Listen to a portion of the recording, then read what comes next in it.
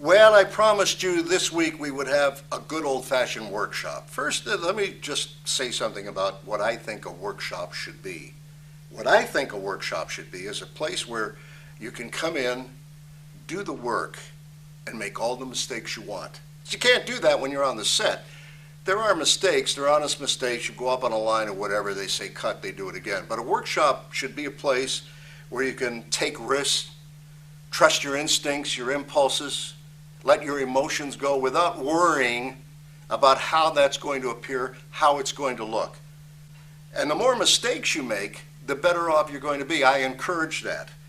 I don't think that you're in a healthy workshop if you have an acting teacher that screams and yells that you're not doing the lines or the scene the way they think it should go. That's no longer art. You're being dictated to. And if you really want to go to work in this business, there's not going to be anyone there to dictate to you how the scenes go. You say, well, RJ, what about the director? Directors don't do that. I mean, unless you're doing student films, and this is not a knock on student films, but you're working with student directors and student actors. I'm talking about where the big dogs run, not where the poodles pee. You want to pee with the poodles, wrong business for you.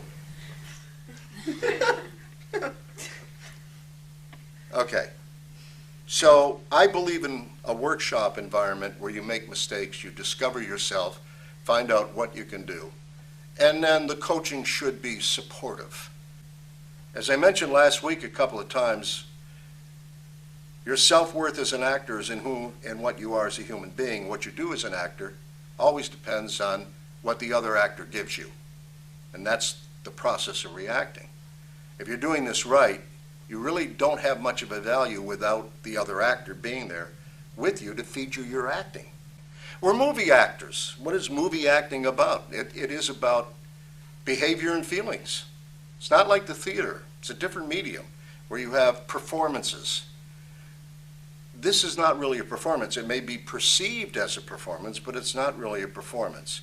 It's about close-up, which then captures human behavior and feelings. And what we're going to do today is watch our two actors, and we're going to watch to see if they're listening to each other, because as a coach, I'm nothing more than a truth referee. Who are you? My name is Jack Noah. I'm an actor.